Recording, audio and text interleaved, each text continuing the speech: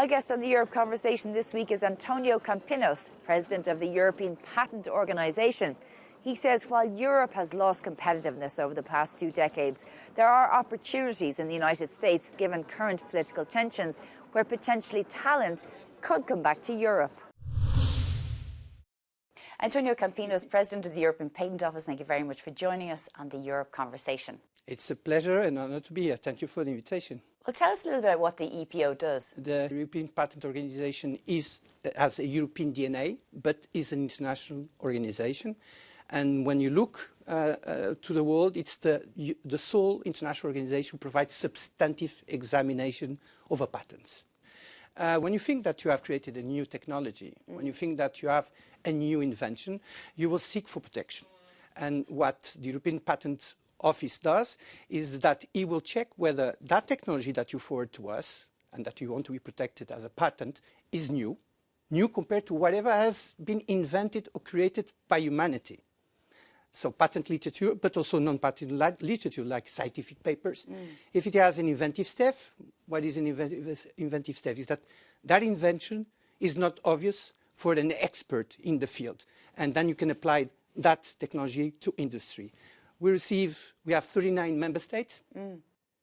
So we almost have all European countries. We go beyond the EU, obviously. We have member states like Turkey or Norway. We receive 200,000 applications per year. You would say 200,000, wow. 200,000, wow, yes. But if you compare to the US, that receives 600,000 applications. Or China, 1.5 million applications. You will see that 200,000. It's a good number, but still, there's a lot of technologies out there, potential technologies, potential inventions that are not converted into patents, which is the first step towards the commercialization. Yeah, so, I mean, why is it that Europe has been losing competitiveness and is not competing with the likes of the United States and China? I mean, it's a really big problem for Europe right now. Well, I think that in Europe, we had too much a legal approach to the matter. Patents is very much taught in universities on a legal perspective. In the US, it's rather the contrary. It's very much linked to the technology. So the approach is totally different. That's the first thing. The second thing is that, of course, we struggle into bringing ideas into the market. And the patent is really at the middle road. We have like 700,000 scientific publications per year in Europe. To give you another comparison, the Americans would have 500,000. The Chinese, 900,000. But when you see then the patent application, you will see that we struggle to convert all this knowledge into successful commercial viable products. And why is that? I mean, so we have these sort of ideas, but we're not able to translate it into the market. Well, we have a different risk appetite than the US, for instance. The US do not fear to fail. Failing for the US is the first attempt to success. Yeah. Here in Europe, we have this approach of when you fail, you are like almost marginal. So, and we applied that way of seeing the world to everything we do. So, for instance, if you want to invest in a new technology, you want to be reassured that it will be a success. But you never know. You don't know. Exactly. And most probably you're going to fail. Now what we need to do is, of course, like we discussed again on the drug report, I'd say that we're missing 800 billions to be a par with the Americans. But when you look at the structure of this investment, it's much more what we call seed capital, so early stage capital, when you are creating your startup. What we struggle is to scale up, to gain dimension. And then we need more funding. We need more risk appetite, because if you want to be sure that you're going to have a successful scaling up, I mean, maybe 1 in 100 startups are created will be successful, will be one day a 1 billion startup, what we call a unicorn. So we need to invest more in the scaling up, and 2 more things. First, retaining our startups. It is estimated, I think, that 30%, it's on the Draghi report, 30% of our unicorns, so 1 billion euros startup, so to say, move their headquarters abroad, mostly to the US. So we need to retain them. You know, the Americans have a logo. They say, invented here, produced here. Yeah. So we need to start thinking the same way. What is invented in Europe needs to be produced in Europe. And now with the geopolitical tensions, we might even have a strategic opportunity to attract talent, attract researchers, attract talented, gifted people from the US to Europe. But where do you think the EU can maybe seek opportunities given the political atmosphere at the moment? As I said, I think that we need to rely more and more and more on ourselves. There's a limit to what we can rely on ourselves. For instance, we don't have raw materials. We have little raw materials, so we need to diversify to whom we buy the raw materials that we need to build the ships that are so important for the electric cars. So we need to look into ourselves, look into the single market, the internal market, and remove any administrative barrier that still exists when you want to import and export within the external market. And believe me, there's a lot of barrier. First barrier is the lack of trust. So if, for instance, you want to develop a new technology and you need to apply for funding, for public funding to the IC, ESMEA, who are doing a terrific job, by the way.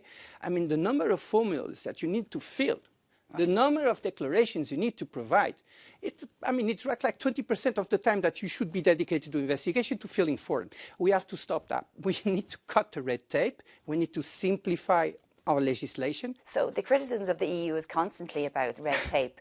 I mean, regulations are important, but is it essentially that we're not matching the regulation with the innovation? I mean, in a way, I think that it went too far. Okay. It tilts the balance in one side. For instance, if you take our competition law or competition rules, they are there to protect free competition, good thing. They are there to protect consumers, good thing.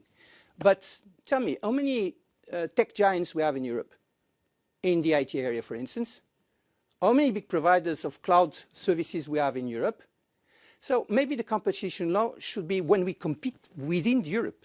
But we need to create the right incentives to create technological giants. If you look at the 50 most important companies in the world, Europeans, we have 4. And this is also because of the competition law. So we need to see where to apply this competition law. As I say, if it's within the single market, it's fine. But if you want to compete with the US and China, you need to have the right incentives and the right approach, concentration approach, in order to gain the same dimension that the Chinese and the Americans. You know, one of the things I wanted to ask you about, because we mentioned in the Mario Draghi report, he's calling for 800 billion euros a year investment.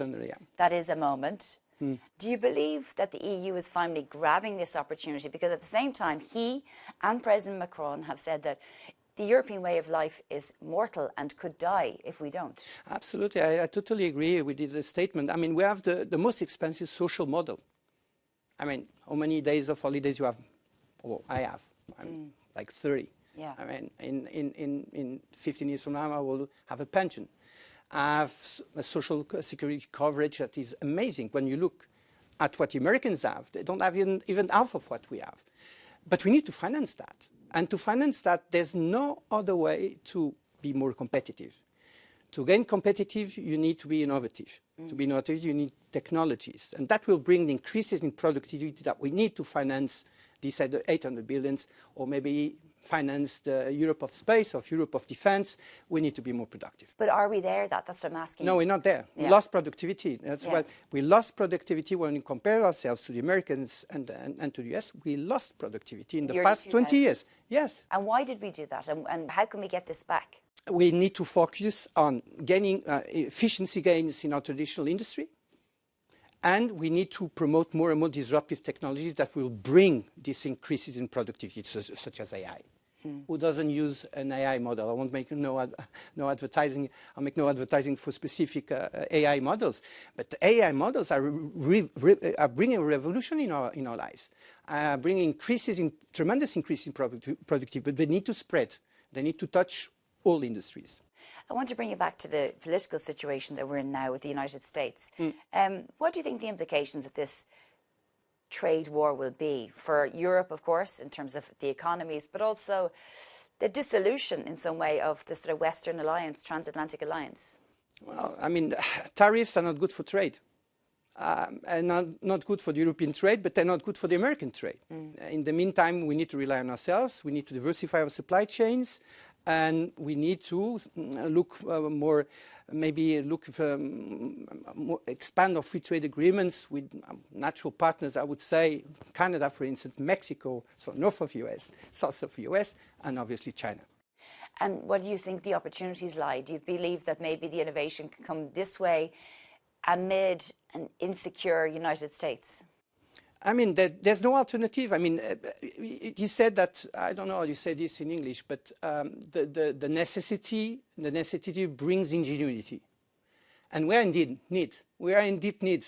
We're in deep need. So humankind is never as creative as when he is in need. And we are in need. The sense of urgency is there.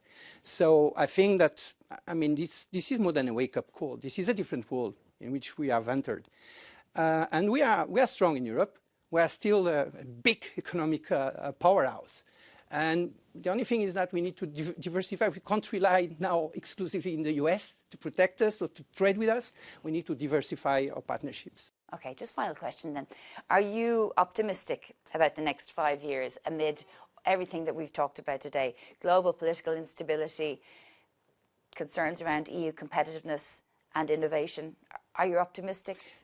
I think, to be honest, it's not a matter of being optimistic or not optimistic. The matter is that we will be somewhere in 5 years from now. And if we have noticed that something very wrong happened and will not happen. Europe has a strong history. Europe will be there in 5 years from now. We have a longer history than the Americans, I think. Okay. By my own calculations.